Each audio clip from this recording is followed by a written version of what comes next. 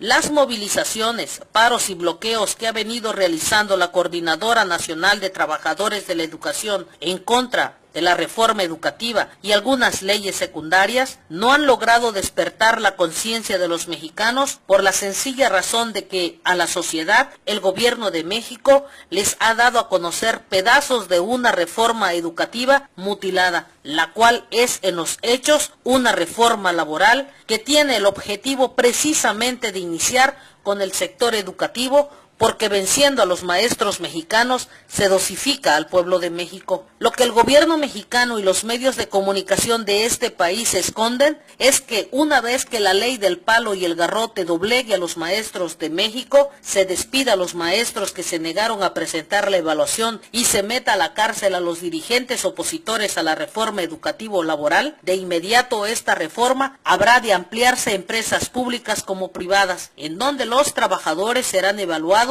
para saber si son aptos para el empleo que han venido desempeñando en años. De no serlo, serán despedidos sin ningún beneficio laboral, porque con esta reforma se acabaron los privilegios laborales y las jubilaciones. Eso es lo que ocultan los que están al frente del gobierno. El gobierno de México sabe que el primer obstáculo que tiene que vencer para que la reforma educativa laboral sea exitosa es precisamente doblegando a los maestros de México, y de ahí que se tome la decisión de detener, encarcelar e inmovilizar a la presidenta vitalicia del Sindicato Nacional de Trabajadores de la Educación, Elba Ester Gordillo Morales, principal adversaria del presidente Enrique Peña Nieto y otros priistas destacados y opositora a la reforma educativa. Hoy Elba Ester está en la cárcel enferma y era la única dirigente, con todos sus errores y vicios, que defendía a los maestros de México. Los mexicanos más pobres deben saber que con esta reforma educativa, sus hijos ya no tendrán libros de textos gratuitos ni uniformes escolares en sus escuelas.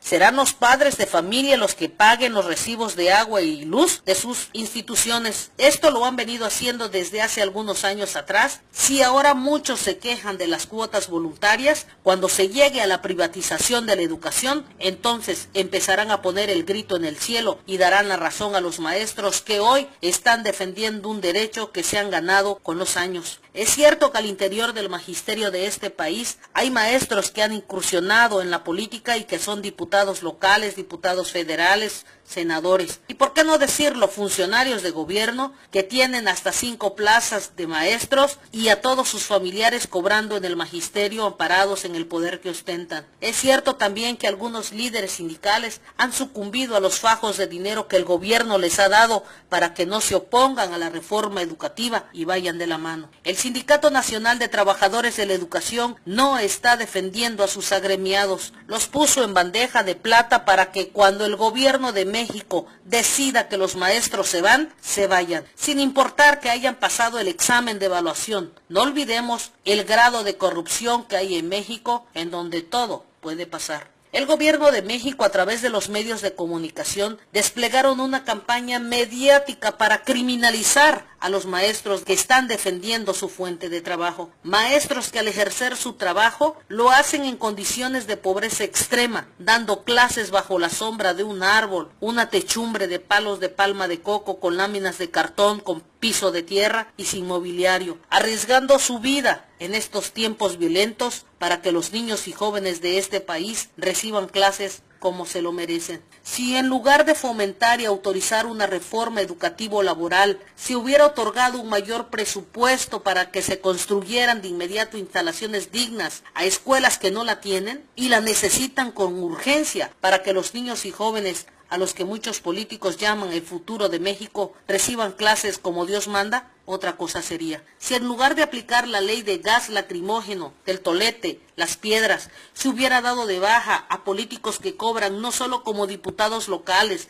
federales, senadores o funcionarios, sino que además tienen sueldos exorbitantes como jefes de sectores, supervisores, directores o maestros, pero que además tienen a sus amigos, compadres, sus hijos y todos sus recomendados cobrando en la nómina del magisterio mexicano. Si se quería poner orden, ¿por qué no empezar por dar de bajas a los recomendados de los políticos y a los políticos mismos que cobran como maestros? Los mexicanos Los mexicanos que tienen una posición económica solvente no tienen a sus hijos en las escuelas privadas porque consideran que los maestros de la educación pública siempre están en paros, pero no saben lo que los maestros viven diariamente para llegar a la comunidad más apartada del centro de la ciudad y lo que sufren ante las carencias del más mínimo material. Y los mexicanos que menos tienen se quejan de que los maestros les piden al inicio del año escolar una cuota voluntaria para compra de material. Son dos extremos de la moneda y en medio de ello está el gobierno mexicano con su enorme corrupción que a base de gases lacrimógenos y policías pretenden hacer valer una reforma que les va a pegar a todos. Hoy el gobierno de México violenta en todas sus formas los derechos fundamentales de los maestros opositores a la reforma educativa. Y no hay una voz en este país que se levante a defenderlos. Los políticos están mudos, sometidos por el gobierno, y los líderes sindicales ni se diga. Ojalá que cuando despierten los integrantes del CENTE y el pueblo de México no vaya a ser demasiado tarde. El tiempo nos dirá quién tiene la razón. Veremos qué pasa. Soy Gaby Carmona Astudillo. Hasta la próxima.